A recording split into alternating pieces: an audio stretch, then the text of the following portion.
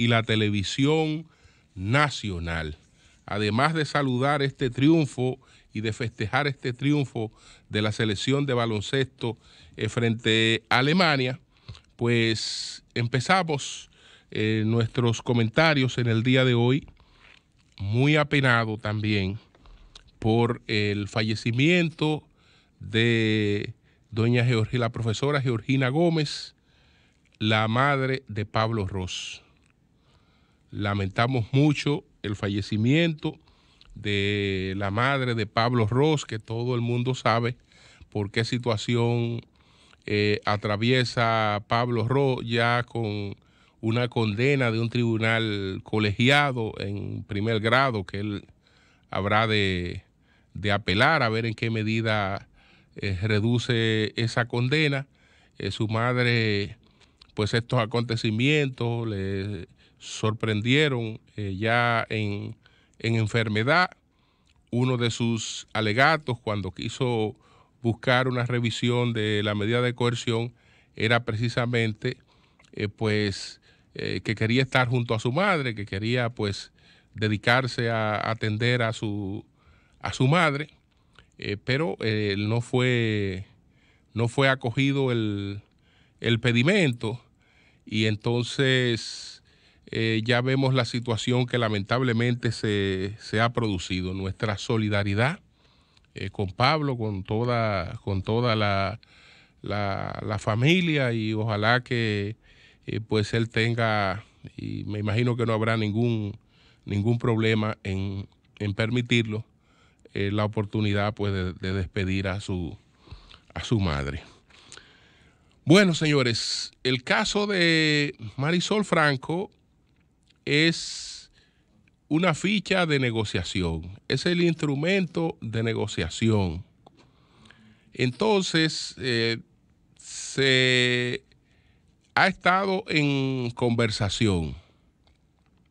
Ahora, por ejemplo, en el periódico El Día, hoy se está revelando que cuando ella fue llevada al apartamento de Blue Tower, fue llevada por petición de su pareja César Emilio Peralta para desde ahí hacer contacto con ella, que ella fue y el contacto no se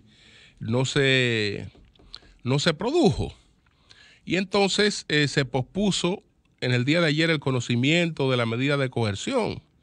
Desde luego que la razón, aunque no lo digan, es esta, ¿no?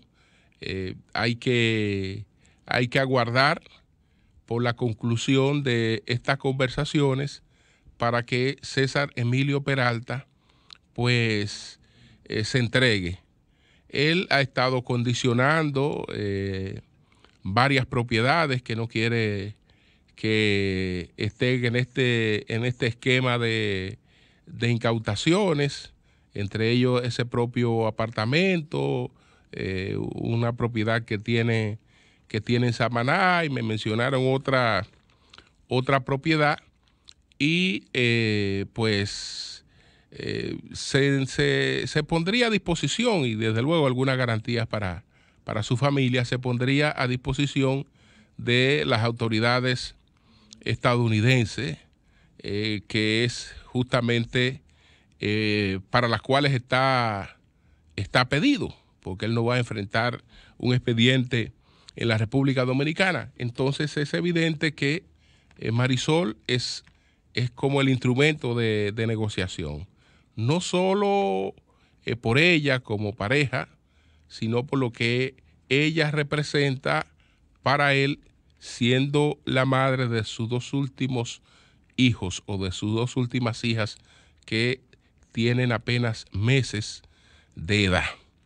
Entonces, en cualquier momento tenemos una conclusión con relación a ese caso. También, señores, lamentar, antes de meternos en otros temas un poco más prolongados, lo que ocurrió en las Lucayas o en el archipiélago de las Lucayas, o el archipiélago de las Bahamas, donde el huracán Dorian no fue que pasó por las Bahamas, No fue que pasó el huracán, que en su camino pasó por las Bahamas. No, fue que se instaló durante más de 30 horas en las Bahamas. Más de 30 horas se instaló ese huracán a devastarlo absolutamente todo en las Bahamas, y ahora pues puede ocurrir lo propio con zonas de los Estados Unidos que ya han sido declaradas de emergencia por el presidente Donald Trump. En principio se habló de 5 muertos en las Bahamas, pero eso no se sabe hasta ahora, cuando las autoridades empiecen a levantar escombros, hacer la revisión de los desaparecidos, etcétera. ¿Qué cantidad de muertos habrá producido Dorian, ese huracán del que nos libramos nosotros, aunque todavía cuando venía hacia República Dominicana no tenía esa dimensión? Pero bueno, uno de los temas que tenemos en el día de hoy, que desde luego, yo me voy a referir a las reacciones que se han producido con los planteamientos declinatorios de sus candidaturas de Reinaldo Pared y de Amarante Baré. Me voy a referir a la posición de Temo, me voy a referir a la posición de Andrés Navarro y me voy a referir a la posición de Pedro Brach. Me voy a referir a esas posiciones en relación con ese tema. Y además, tratar de responder a la pregunta de si esto representa o no una división en el danilismo. Pero ustedes saben que ayer, y este es otro tema, fue detenida, porque ese tema lo trato ya en unos minutos más adelante, pero ayer fue detenida en Guatemala la señora Sandra Torres. Es primera dama y 2 veces candidata presidencial puntera en Guatemala, que ha perdido en la segunda vuelta. Ella estaba puntera para las elecciones que ganó Jimmy Morales en segunda vuelta, y estaba puntera para las elecciones que ganó este señor Jean Matei en la segunda vuelta. Ahora, ¿por qué ha sido apresada? ¿Por qué fue apresada la principal líder opositora pues de Guatemala? Su partido se llama la organización de ella está acusada de haber recibido financiamientos electorales no reportados. Óigase bien, esta señora fue apresada en el día de ayer y está siendo procesada por financiamientos electorales no reportados. Esa es la acusación que pesa en su contra. Si esto pues progresa en los tribunales, ella no solo es condenada penalmente, sino que su partido es anulado. Lo que me parece injusto, porque una acción individual no debe comprometer un partido, porque los partidos no delinquen, ni las empresas delinquen. No, delinque la gente que la maneja. Pero eso puede acarrear esa situación con la señora Sandra Torres. Es primera dama y 2 veces candidata presidencial de Guatemala, que en el día de ayer ella pues fue apresada. Y en el día de ayer también, aquí en la República Dominicana, hubo una manifestación de decenas de personas, la mayoría mujeres, muy distinguidas, que están reclamando el fin de la impunidad para los casos de violencia contra la mujer y los casos de abusos sexuales. En la República Dominicana no hay impunidad en relación con esos casos. En verdad no hay impunidad en relación con esos casos, a pesar de este caso que el país está pues lamentando mucho de Anibel González. A pesar de ese caso, aquí no hay impunidad frente a las situaciones de abuso contra la mujer y frente a los temas de abusos sexuales.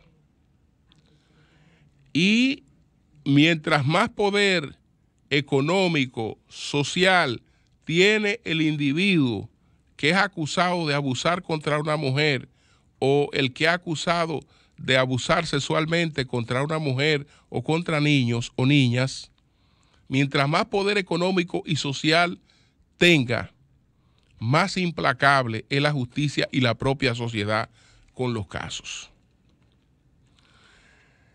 Entonces, el problema nuestro no es la impunidad. No es la impunidad porque le preocupa la justicia a una gente que se va a quitar la vida. No le preocupa la justicia. Si una gente que va a matar a una mujer, pero previamente sabe que se va a quitar la vida y está dispuesto a quitarse la vida, no le preocupa la justicia. Este caso de esta señora está rodeado de muchos factores que no son fáciles de juzgar. Hasta ella misma ha sido objeto de críticas y cuestionamiento a pesar de haber sido la víctima. Pero esta señora sabía, lamentablemente, que vivía en una situación de inseguridad, esté esa persona presa o esté esa persona suelta. Si esta señora está recibiendo amenazas constantes de esa persona porque dice que está presa, porque dice que le ha causado un daño terrible, que le está destruyendo su vida y que él tiene la posibilidad de mandarla a matar, lo más lógico es que ella pensara en algún momento, tratándose del padre de sus 3 hijas, que si consentía a que el individuo no estuviera preso, el individuo disminuiría esta ira que tiene con ella, porque él de todas maneras la va a matar. Ha dicho que la va a matar y que él tiene los mecanismos para matarla. ¿Alguien duda aquí de que una gente desde la cárcel tenga los mecanismos para mandar a matar a una persona? Si tiene recursos, ¿alguien lo duda? Entonces, ella entendió, y probablemente su familia, que tal vez cediendo en algo, pues evitarían que este hombre cometiera la locura que finalmente cometió. Entonces, es cierto que ahí hay un rol, porque independientemente de cuál sea el acuerdo entre las partes, en esos casos de violencia, que son casos de acción pública, por lo general, la propia mujer agraviada termina retirando la querella o termina llegando a algún tipo de acuerdo con el agresor. Sin embargo, el Ministerio Público no es partícipe de esos acuerdos y continúa su accionar. En este caso, lo que se investiga fue cuál es el rol en ese proceso supuestamente abreviado que permitió que esta persona saliera en libertad. Pero lamentablemente ella estaba condenada a muerte, viviendo en un infierno, porque tampoco nosotros tenemos otro mecanismo. Porque ese señor se le apresó. Pero, y el apresamiento per se le resolvió el problema de la psicopatía que él tenía, de la obsesión por matar a esa mujer. Eso lo resolvía otra cosa. Es decir, evidentemente que esa persona debió ser tratada, debieron producirse algunas otras cuestiones para poder evitar eso. Pero lo que quiero resaltar, que el problema nuestro en esos casos no es de impunidad. No, no, no, no. Si aquí hay algunos casos en los que la justicia es severa, es con eso. Es decir, el hombre que abusó de una mujer sabe perfectamente que si eso se denunció, la pasa mal. Que no es verdad que se va a quedar tranquilito si eso se denunció. Es decir, el problema de aquí no es impunidad. Y repito, ¿de qué vale la justicia por una gente que se va a quitar la vida? Te voy a condenar a 30 años, voy a ser más severo contigo. ¿Y qué? Pues yo me voy a matar. ¿Qué me importa a mí? Entonces, ya eso significa, pues conlleva otras cosas. Pero miren, déjenme meterme en el tema político. El tema político, para referirme a las reacciones que se han producido después de la rueda de prensa del domingo de Reinaldo Pared Pérez y de las declaraciones que había dado el jueves Carlos Amarante Barret. Y como hay puntos de coincidencia, pues hubo reacciones con relación a eso. Pero antes de abordar esas reacciones, se está especulando y se habla de que esto significa o debilitamiento o división en el danilismo. No creo que eso signifique división dentro del danilismo. No creo que eso conlleve división. Llueva, truene o ventee, el danilismo va a recorrer la ruta que le trace ese señor que sale todos los domingos a visitar los campos dominicanos. Es decir, ahí no hay tutía. Y va a actuar como una fuerza compacta. ¿Por qué? Porque va a actuar bajo el liderazgo de Danilo Medina. Eso que no le quepa duda a nadie. Y el camino que va a recorrer va a ser el camino que él trace. ¿Qué hay en el caso de Amarante Barret y Reinaldo Pared, o Reinaldo Pared de Amarante Barret? Bueno, hay expresiones claras de inconformidad, que creo que ellos tenían el pleno derecho a externarla. Pero al mismo tiempo, las decisiones que ellos adoptaron no son decisiones divisionistas. No lo son, porque ellos lo único que han hecho es ponerse a un lado. Divisionismo es que ellos hubiesen decidido, aunque supieran que de todas maneras en esa circunstancia la suerte sería precaria, pero hubiesen decidido mantener hasta el final una candidatura. Eso sí es un factor de división. No, cuando retiran sus aspiraciones, en cierta medida, ellos están cumpliendo con lo que se había pactado, porque se acordó que finalmente se retirarían todas las candidaturas para respaldar a una. Bueno, ellos retiraron su candidatura, han hecho cuestionamientos en que realmente hubo variación en las reglas de juego y hubo desigualdades. Pero eso no significa que ellos adopten posiciones divisionistas, y además ellos conocen más que nadie cuál es la realidad de un proceso electoral y cuál es la realidad de los apoyos en los que ellos se sustentaron. Estamos hablando de un proceso electoral que es un proceso electoral que no es solo para escoger a un candidato presidencial y después unas elecciones que no serán solo para escoger a un presidente. No, se van a escoger regidores porque las elecciones se van a unificar. Se van a escoger alcaldes, se van a escoger diputados, se van a escoger senadores. Entonces, ¿qué ocurre? Que si la persona que te está apoyando al mismo tiempo tiene sus aspiraciones, pues desde luego que esa persona va a continuar activa y va a buscar los apoyos que necesita. Y los apoyos que necesita se la da la causa a la que sirve.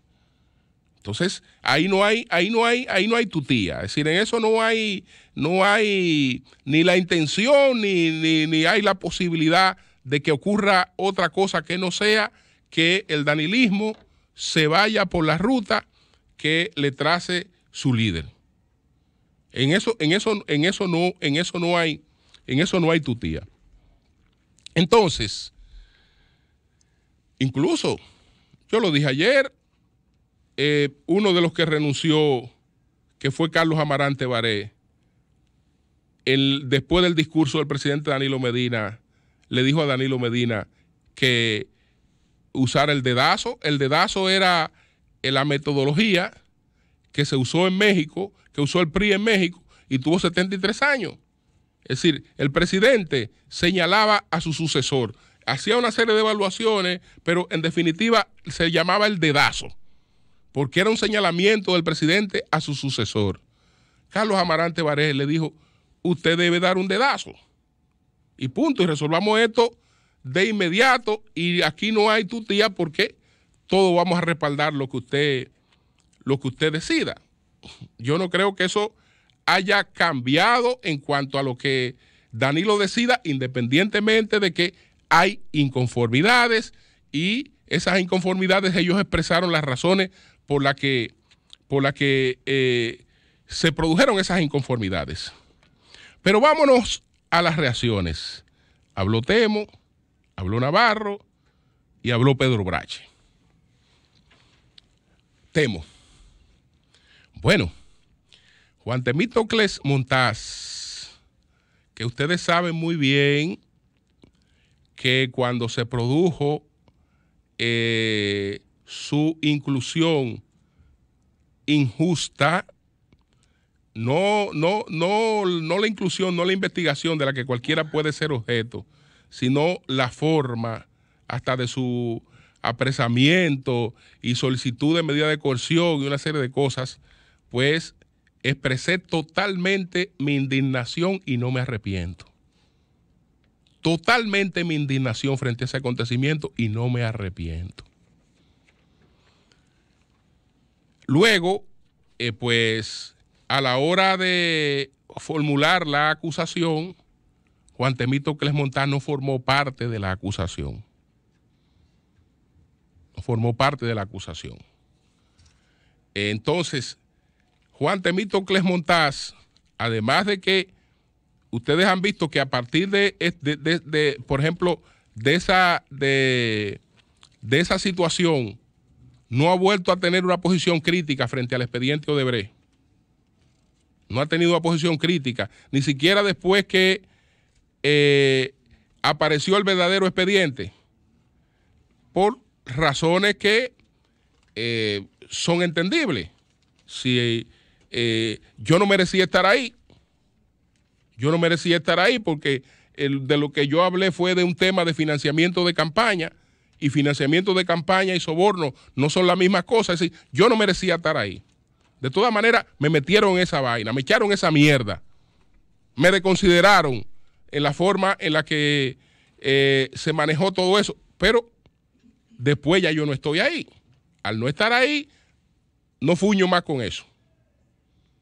Y esa ha sido su postura. Eso políticamente también evidentemente que le ha creado alguna condicionante. Además del hecho de que él parece ser, por sus declaraciones, que su prioridad en estos momentos está dirigida al impedir el regreso al poder de Leonel Fernández. De manera que Temístocles Montaz va a actuar en este proceso del lado de Danilo Medina, sin ninguna duda. Y Ese es el papel que él está asumiendo aquí en esta cuestión. Entonces, Andrés Navarro dice que él no siente las desigualdades. El problema es que Andrés Navarro no puede criticar lo que criticaron Amarante Baré y lo que criticaron Reinaldo Pared Pérez. Él no lo puede criticar. ¿Por qué él no lo puede criticar? Porque Andrés Navarro duró un año montando un proyecto presidencial desde el Ministerio de Educación. Y por eso le pidieron la renuncia, aunque él anunció su renuncia, pero le pidieron la renuncia. Y cuando él salió, ustedes recuerdan todo lo que denunció el ministro que pasó ahí, que no me lo estoy inventando yo. Es decir, que él no puede criticar el hecho de que él no puede criticar y cuestionar lo que está cuestionando Amarante Baré, que renunció de su cargo antes de empezar el proyecto, ni puede criticar lo que está criticando Reinaldo Pared, que no tiene una posición administrativa, porque si bien es cierto que es presidente del Senado, eso no tiene las implicaciones que tiene una organización, una institución pública. Entonces, él no puede colocarse en ese rol. No puede colocarse en ese rol porque evidentemente que saldría a relucir todo lo otro, que probablemente su salida de Educación obedece a una queja de los propios precandidatos por el hecho de que ahí ya se estaba expresando un problema de desigualdad. Entonces, él no puede criticar lo que él practicó. No lo puede criticar en ese sentido. Por eso él no está viendo desigualdad, ¿no? Y no la puede ver. No la puede ver. Entonces, lo que dijo Pedro Brache. Bueno, Pedro Brache es un analista político fino, ¿no? Y no lo estoy diciendo con ironía, porque Pedro Brache dio en el clavo.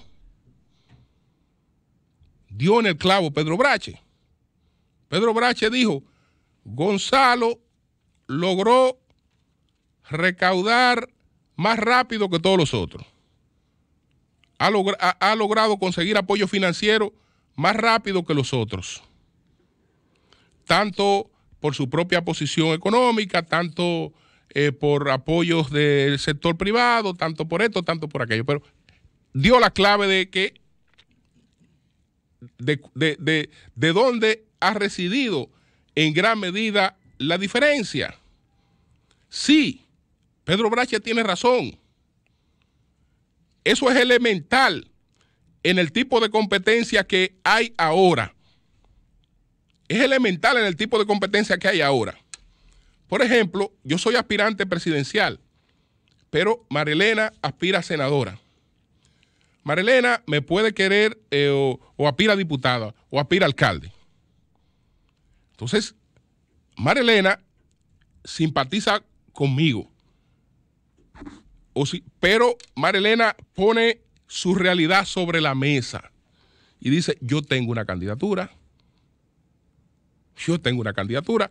Entonces, mi candidatura, que puede ser hasta la de regidor, yo necesito recursos.